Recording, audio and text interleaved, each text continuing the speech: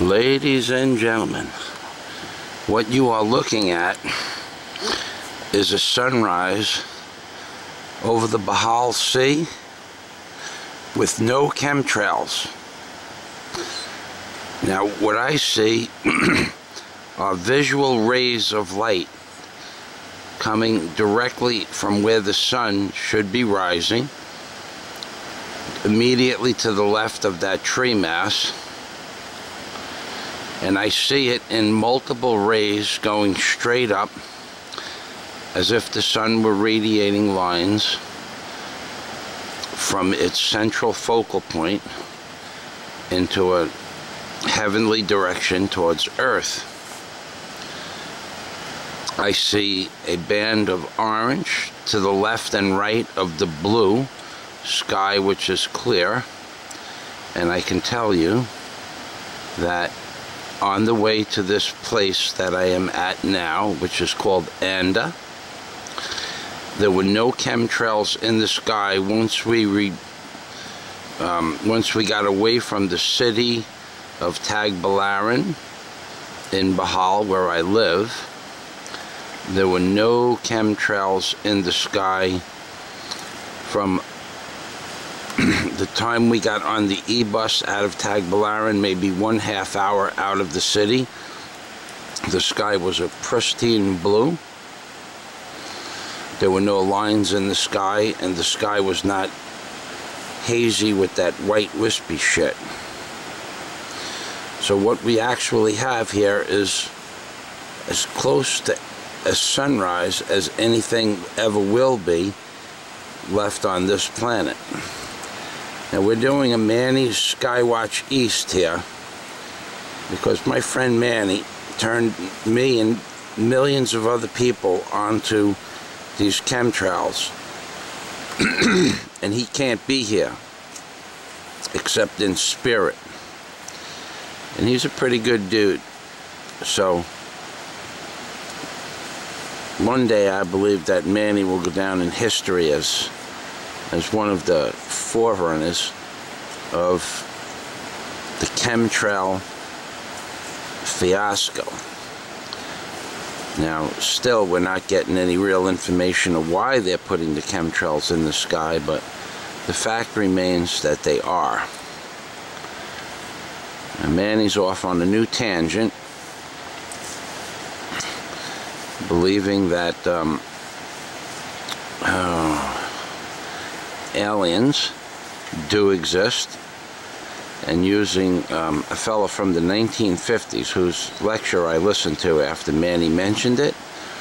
And you'd have to go to his channel and look.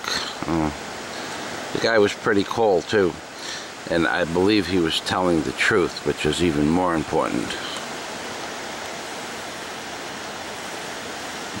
What we have down here, the fellow was talking about how the people have been visiting this planet for 85,000 years, and that we are a genetically engineered species, and I agree.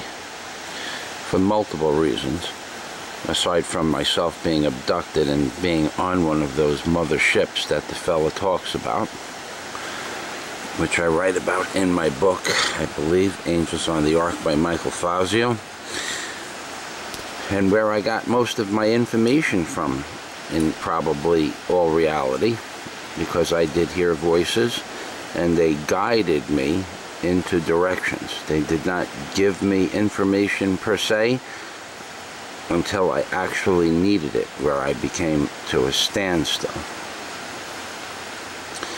However, whether or not you believe in these extraterrestrials is really unimportant. They exist.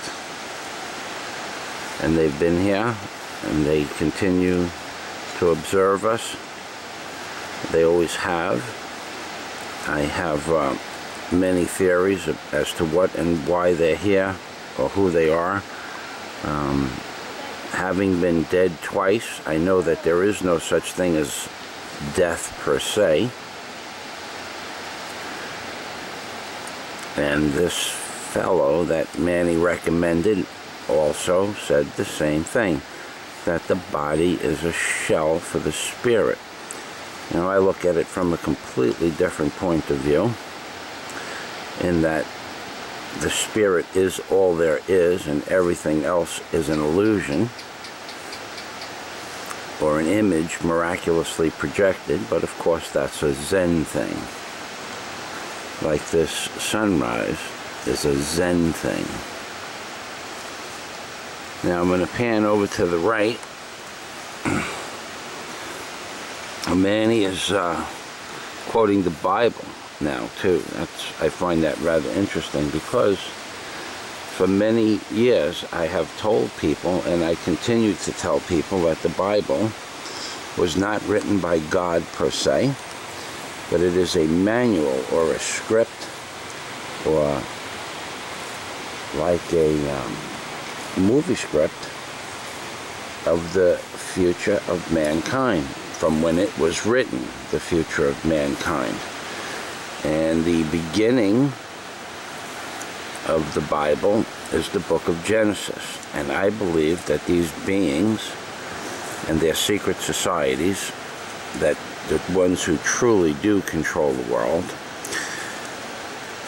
that want to know each other prior to the age of computers and telecommunications, utilize the Bible and the Rosetta Stone that goes with the words of the Bible. And that Rosetta Stone, of course, would be the $1 bill.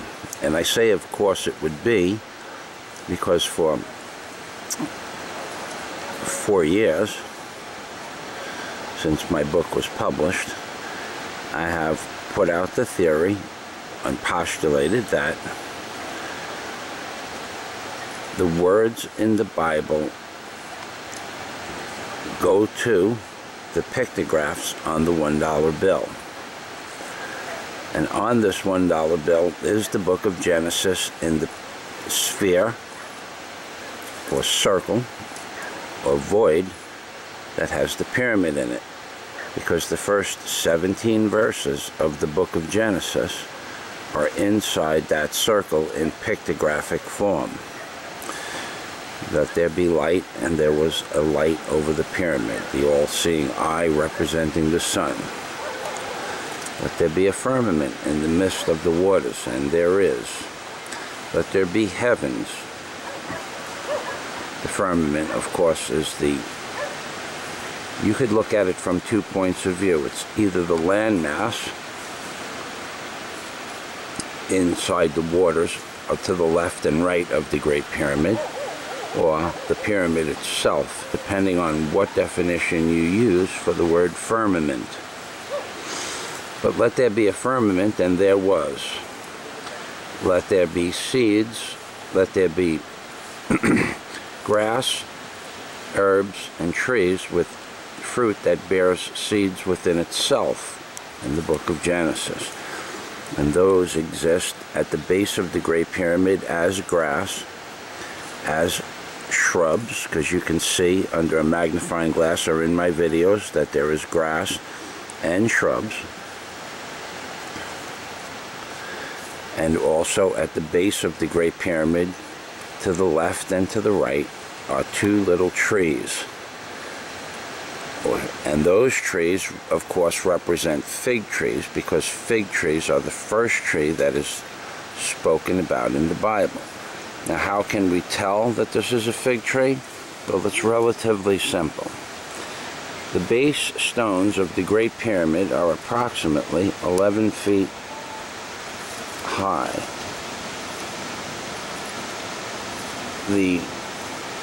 Which would make 2 of those stones approximately 22 feet high.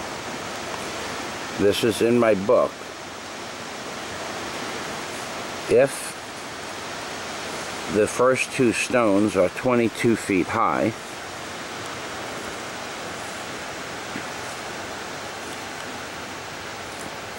and the trees to the left and right of the base of the Great Pyramid are almost 3/4 to the height of those first 2 stones, which they are, it would make them approximately 17 feet tall.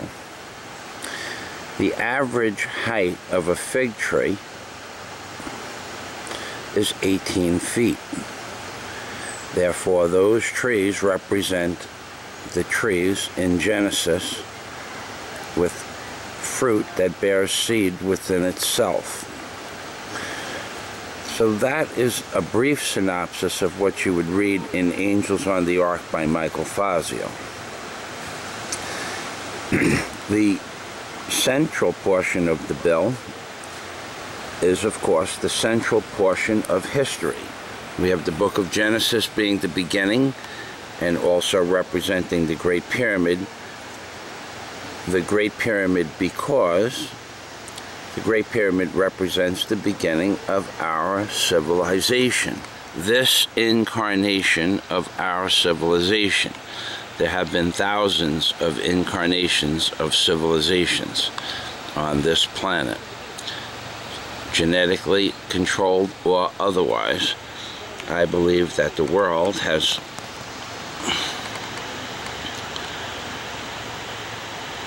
many times had the technology that we have today and many times been wiped out, perhaps by this very technology, or perhaps from a race of beings that just wanted to take our resources and just wiped us out and just let us proliferate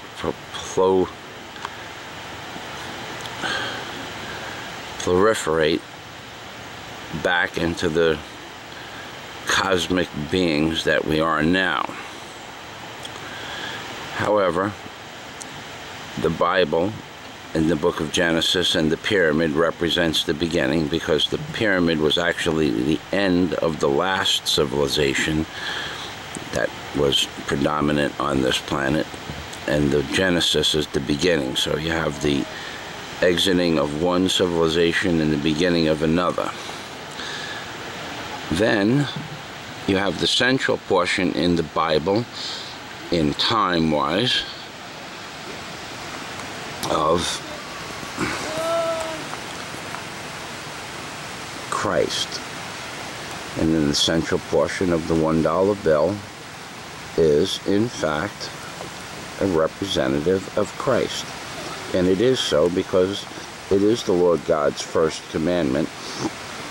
Even though this is all scripted, as I said, it's the Lord God's first commandment in that thou shalt have no other gods before me. And if you notice, in the Bible, the Lord is the most important thing. Well, to make something important when you're using fonts, F-O-N-T, you make it big. And the word one is the biggest word on any bill up until the present series changes that has ever existed in history. So from 1934, or 5 when the bill was published, till just recently in the 90s, the word one is the biggest word on any bill. Therefore, God is the most predominant concept on the bill. And if you notice, if you look at the bill at a 30-degree angle, put it on a flat surface and look at it at a 30-degree angle, those lines that look like lines around the bill are actually a pictographic methodology in which you can magnify by raising the bill to a 3-dimensional construct. That is pictography in its finest aspect of reality. Therefore, Christ, representing God as the central portion of our timeline, because the Bible teaches us that we're approximately, there's a lot of lies in there, but we're approximately 6,000 years of history. But it's only 6,000 years of this playbook, or this script, that we see.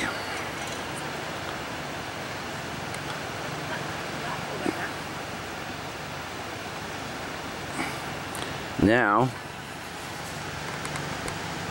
the Bible being the central portion Christ and the dollar bill being Christ, proving that that is Christ. Lion of the tribe of Judah represents Jesus Christ.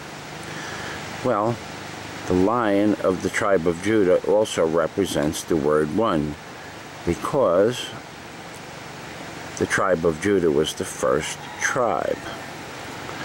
One. Therefore, Jesus, being from the loins of the tribe of Judah, represents the word one.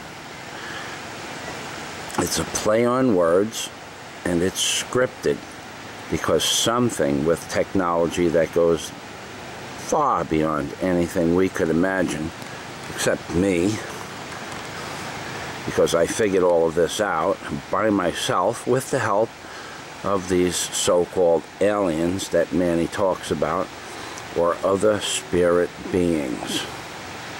Whether they were aliens or whether they were spirit beings, I received help from those said beings. So, now we move on to the book of Revelation, which is the last portion of the Bible. But one thing I should mention before excuse me, I go to the book of Revelation, is that in my book I show you that there are engineering alignment marks on the front and back, or the obverse and reverse of the $1 bill. Now these alignment marks are real. Make no mistake about it, they exist. Any engineer that reads my book will confirm that they are in fact alignment marks. They don't look like alignment marks. They don't act like alignment marks. They are alignment marks by the definition of what an alignment mark looks like to an engineer and a blueprint maker or a draftsman. They are alignment marks. Those alignment marks, from a certain angle, represent a 44-degree angle up from the base of George Washington's footstool or pedestal to the top of his capstone or mantle. It's a 44-degree angle. So, more interesting is that the top of the Great Pyramid, if it existed in its true form and true size, the surface plane that exists at the top of the Great Pyramid, or the table at the top of the Great Pyramid, would be, according to the most accurate measurements, it would be 44 feet by 44 feet, which means that the number 44 represents a predominant concept. Now that concept is Barack Hussein Obama, and it is the concept that Barack Hussein Obama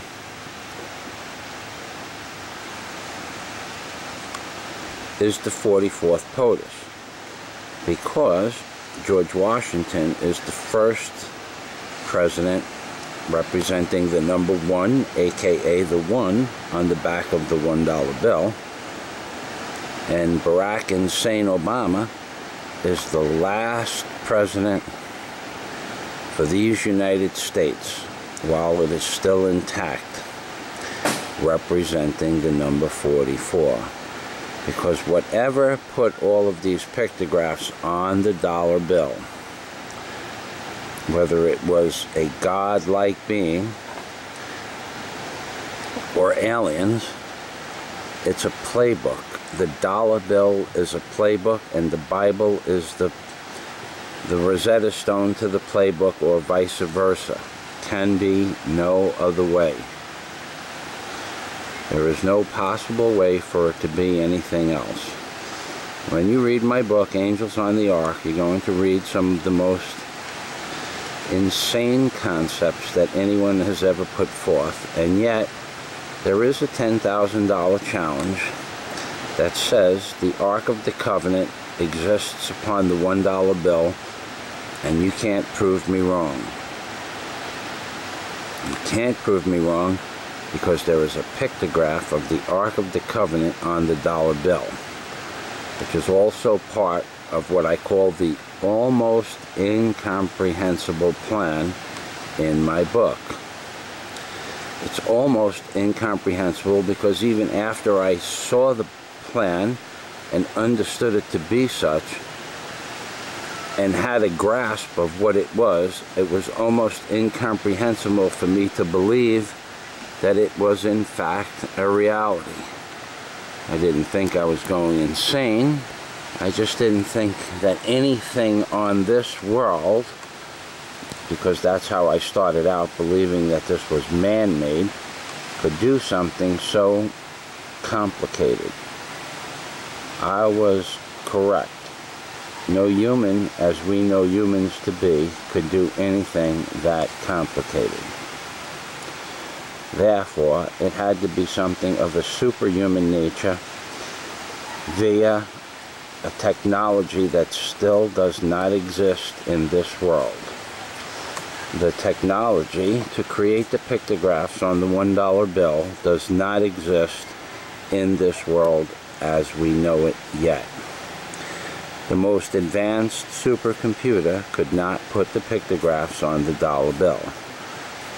Now, for you feeble-minded individuals that haven't watched my videos or think that my videos are insane because I talk in an insane fashion, for you feeble-minded individuals that I just said the dollar bill could not have been constructed or perceived or created by man and the technology that exists even in today's world, you're saying, what the hell is this guy talking about?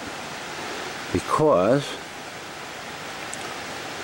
you are thinking lineal, of course, minimal information input because you watch too much television. But there are there are thousands of pictographs on the dollar bill. There are dozens of pictographs that associate themselves with the Bible. There are other pictographs that associate themselves with Nautilus, shells, and the creature known as the Nautilus because it was the first complex life form on this planet going back to the Cambrian age 333 million years ago. Also on the dollar bill is the vampire squid, and you can see pictures of the vampire squid in my book, and you can see pictures of the vampire squid in the pictures that I placed in the book because they exist on the dollar bill when you fold them into a simple fashion.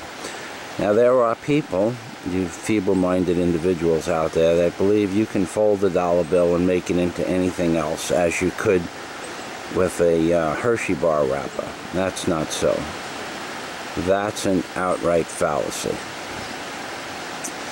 The pictograph of the vampire squid that exists on the dollar bill, and you can Google vampire squid on the dollar bill and come to my videos, that pictograph that's on the dollar bill is an exact representation of a vampire squid. But more importantly, when you fold it in that configuration, it's a vampire squid. When you move it to a different configuration, it is a Nautilus.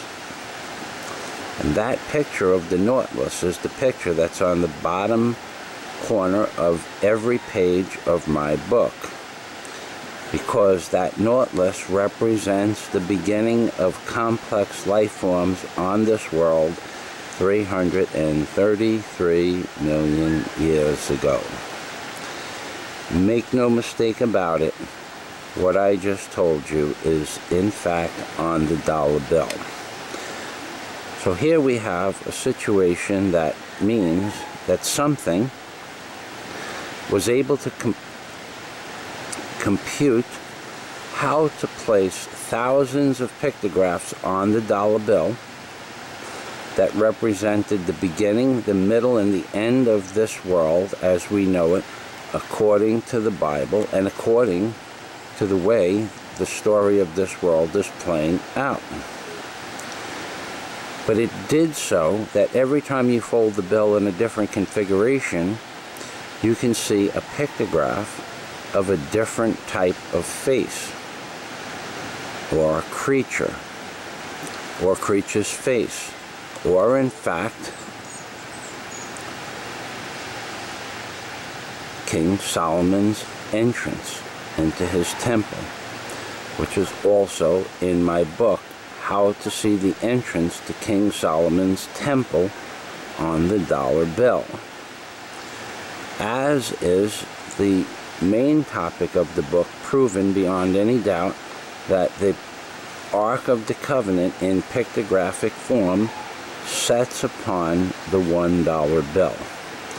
Make no mistake about it, I have a $10,000 and I have a $50,000 challenge that says the Ark of the Covenant sets upon the $1 bill in pictographic form. It's there, and no one has even tried to prove me wrong. No one who was supposed to be a so-called expert, like Kevin Klein from George Washington University, how you doing, buddy? Will take my $10,000 or $50,000 challenge, because here is the world's leading scholar on the history of the Ark of the Covenant, and he didn't see the Ark of the Covenant on the $1 bill because he's not as smart as Michael Fazio. He has more book smarts, but he has no ability to think beyond linear capacity. How you doing, Kevin? Never did return any of my emails, buddy. Are you afraid to debate me on this topic? And talking about university professors, what about Mark Goodacre from Duke University? He's another so-called scholar of antiquities that practices his professorship. How he got that, I don't know. Maybe Daddy was on some kind of board of directors. But he's another so-called scholar that professes to be an expert on the Ark of the Covenant, and even though I have proven beyond any doubt that the Ark of the Covenant sets on the dollar bill, these two fellows, aka Mark Goodacre, professor of Duke University, and Eric Klein, who is either an associate or a professor of George Washington University, will not debate a common carpenter from Queens, New York, because if they do, they will get their literary asses kicked to the curb, because a carpenter, a little carpenter from Queens, New York, saw the Ark of the Covenant on the dollar bill and they missed it. They missed it. And why did they miss it? Because for all their talk about being spiritual and being intelligent and intellectual and all that fodder that goes along with those pieces of paper they hang on the wall, the spirits of this universe that decided to release this information chose Michael Fazio over all of these so-called experts because, well, I can't really tell you why they did that. Maybe I'm an old soul. Maybe I'm not really human after all. I don't know. Sometimes I wonder.